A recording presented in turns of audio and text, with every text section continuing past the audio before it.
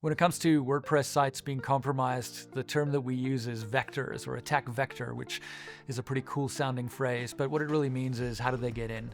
And the vectors that we see when it comes to compromised WordPress sites is vulnerable themes or plugins that are being run on the site. And a way to mitigate or protect yourself against that is to run a WAF like Wordfence, where even if the plugin or theme is vulnerable and the vendor hasn't had time to release a fix, we will have released a firewall rule that'll protect you against that 0-day and prevent your site from being exploited.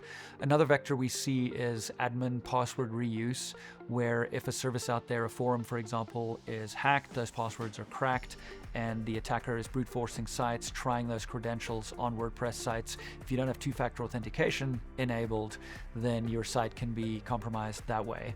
So be careful about reusing passwords and use a password manager to use unique passwords on every site.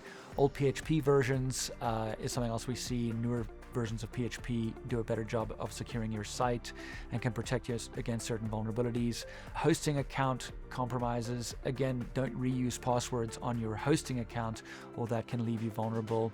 Being phished, be careful of that. You might be entering your credentials somewhere that isn't in fact your site that you're logging into. It's an attacker that is busy phishing you. And then supply chain attacks, where developer accounts are compromised upstream and they deploy a malicious version of a plugin to your site. And that's quite rare, but we have seen that. So those are generally the vectors that we'll see out there when it comes to compromised WordPress websites.